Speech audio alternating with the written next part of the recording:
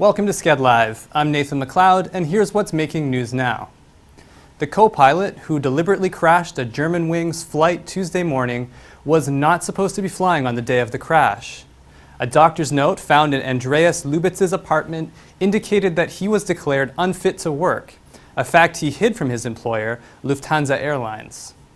According to investigators, several documents containing medical information were found, some of which were partially destroyed. No suicide note or indication of motive has been found for the crash, which killed 150 people. Airlines from around the world are moving swiftly to adopt a new policy that will prevent future deliberate crashes. The changes include requiring 2 authorized people in the cockpit at all times, after it was revealed yesterday that the co-pilot of the Germanwings flight locked the pilot out of the cockpit before placing the plane in a deliberate descent. Air Canada, WestJet, and Virgin Airlines are just some of the companies who have confirmed that they are changing their safety policies. Italy's Supreme Court is expected to decide today on whether to uphold the 2014 murder conviction of Amanda Knox. If found guilty, Knox could face extradition from the United States and up to 28 years in prison. The US and Italy do have an extradition treaty, but the high profile the case has gained make a straightforward extradition unlikely. Knox and then-boyfriend Raffaele Solecetto served 4 years in prison for the 2007 murder of 21-year-old Meredith Kircher, but they were acquitted on appeal in 2011. She returned to the U.S. before an appeals court threw out the acquittal and reinstated her guilty verdict. Now here's a look at your weather.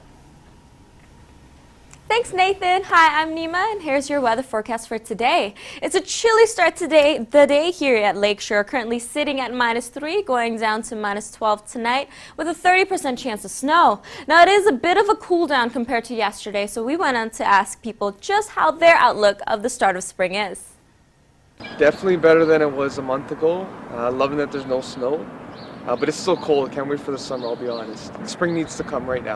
I wish it was, a lot better by now. I thought it would be. I mean, last week it was coming on a bit, but now it's just, back to how it is. We take all the spring stuff out, and then, when winter comes, we put it back in storage. So, we got that organized already. Not too good. A little chilly. Yeah. With the wind, especially. Are you changing your winter tires? Yeah, soon. Yeah? Not yet, but soon. It's cold. It's been cold and long.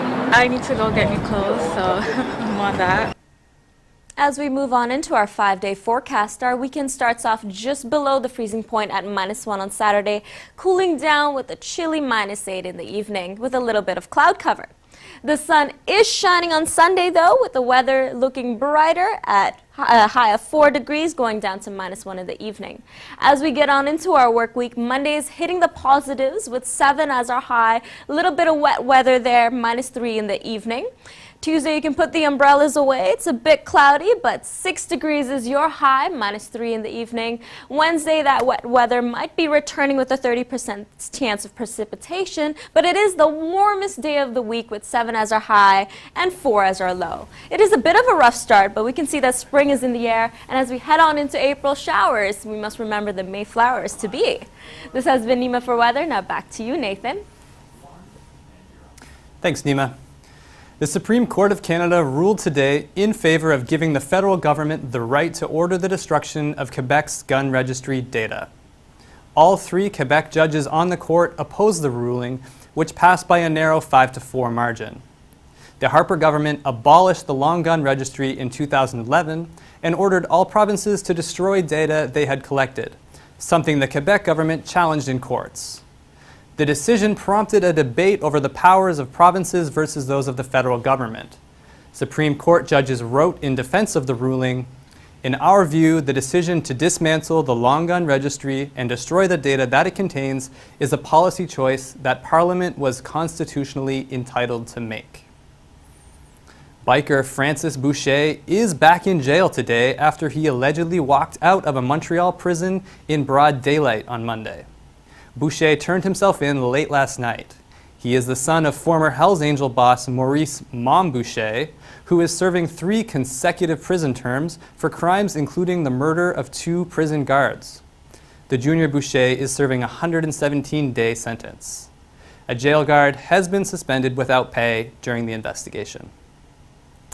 The state of Indiana is facing backlash from companies after signing a controversial bill into law yesterday.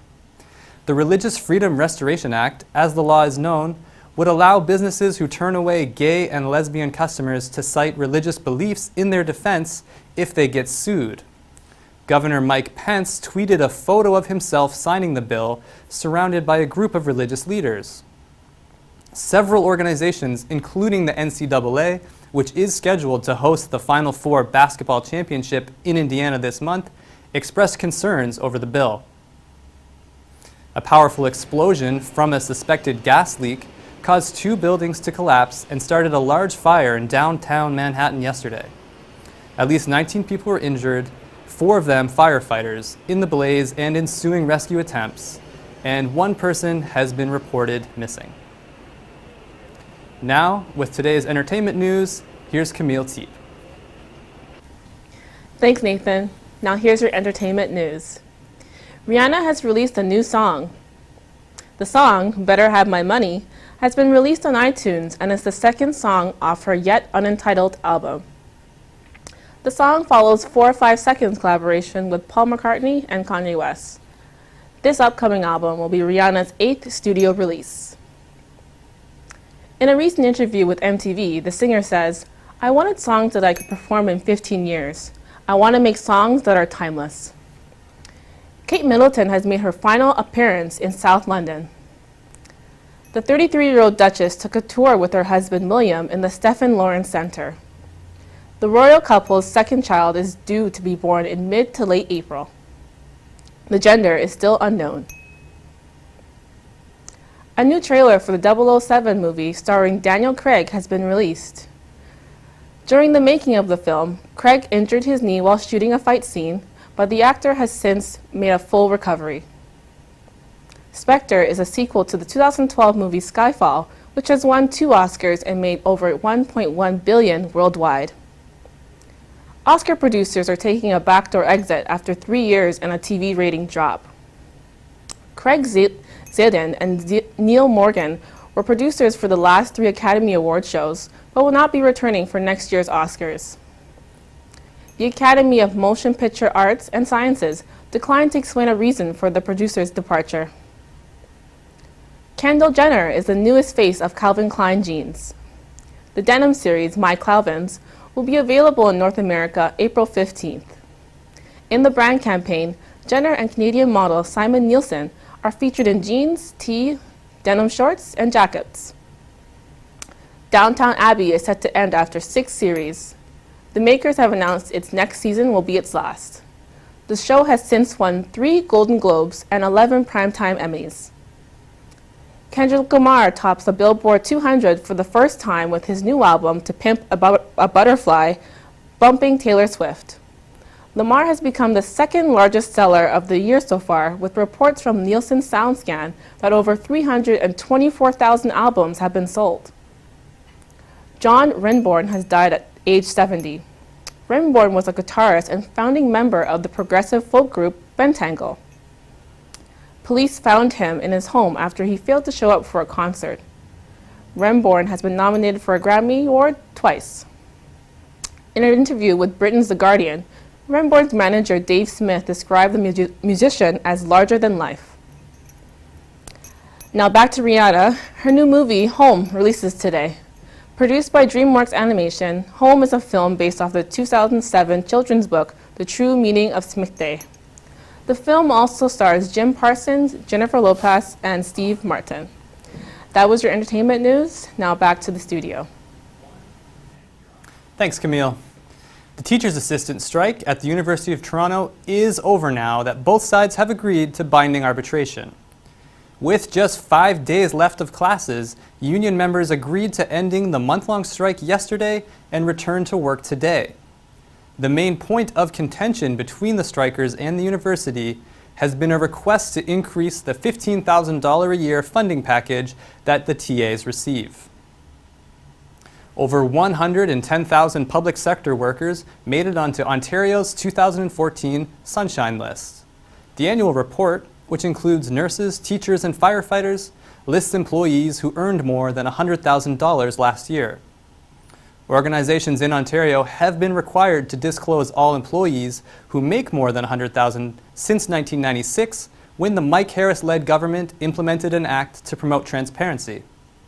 Ontario Power Generation CEO Tom Mitchell's earnings topped this year's list again at $1.5 million in salary and benefits. And Premier Kathleen Wynne made over $209,000 last year. Ontario's advocate for youth wants the provincial coroner to launch an inquiry into the death of a 12-year-old boy who committed suicide last year. CBC's Fifth Estate reports Chaz Petrella went through years of intervention with 9 different child mental health services and agencies. The investigation by the program revealed that Chaz was twice unable to get testing and care that might have been beneficial because funding was unavailable. Parents of the boy are hoping to find answers as to why their son fell through the gaps of Ontario's mental health system. And now for a look at sports, here at Skedline, Adith Matthew. Canadian ice dancer Caitlin Weaver and Andrew Poche did not complete a perfect season as they settled for bronze at the World Skating Championship. The duo from Waterloo, Ontario were seen as the favorites going into Shanghai, having won all 5 international events this season. In hockey news, the Leafs lost once again, making it 7 games since the Leafs have won. Toronto native Brandon Perry scored twice for Florida. If Perry's still up for grabs on your fantasy pool and you're looking for a quick point getter, Perry is a good option, scoring 11 goals in the past 13 games. The Anaheim Ducks have been outscored by their opponents 12-5 and have lost the first 2 games of their 5-game road trip. Seems like the Bruins could have luck on their side. Unfortunately for the Bruins, they lost in overtime. On the bright side, the Bruins do get 1 point and are still in the race for the second wildcard spot. The Ottawa Senators are having a dream run and are barely clinching on to the second wildcard spot. But teams have started to figure out Hamburglar, and the Sens suffered their first regulation loss with him in net, losing 5-1 to the Rangers. As of this morning, the Sens are still in the second wildcard spot with 85 points. The Bruins also have 85 points, while the Panthers have 83 points. So technically, the second wildcard spot is still up for the grabs. The Sens play the Leafs on Saturday. The Habs have 100 points this season and are the first team this season to get to that mark. But March hasn't been friendly to them. They only have 5 wins this month, and with the playoffs right around the corner, hopefully they can change their fortunes. Facing the Jets last night, the Canadians lost 5-2. The Jets needed those 2 points and now have 3 points over the Calgary Flames. There is hope in Toronto for having a team other than the Rock or the Argos making the playoffs. Now the issue is, can they win? The Raptors look like a playoff team in the beginning of the season. Ever since the All-Star break, though, they seem to have cooled off, winning just 6 of their last 19 games. Hopefully their fortunes change tonight when they face the Kobe-less Lakers. March Madness is starting to heat up, and the first shot against the Kentucky Wildcats were fired by Mountaineers freshman Daxter Miles, who said the Cats are going to be 36-1. After beating the Mountaineers 78-39, Kentucky guard Devin Booker tweeted out 36-1. The tweet has been retweeted 11,000 times after it has been posted. Booker defended the tweet by saying, "Usually we let things like this pass by, but that was disrespectful." Kentucky faces Notre Dame tomorrow. The season hasn't started, and the Blue Jays just have everyone confused with what is going on. Pitching is always a huge question for the Jays, and they shocked fans and Steven Delbar by demoting him to AAA. But younger arms such as Miguel Castro and Roberto Osuna throwing heaters in the high 90s should have Jays fans excited for the bullpen. Don't expect Delbar to be in the minors for too long, although he will be starting there at the beginning of the season. That's your sports update for now. I'm Adit Matthew. Now back to the studio. Thank you, Adith. That's it for us today at Skedlive. For more information, be sure to check out skedline.com. I'm Nathan McLeod. Thanks for watching.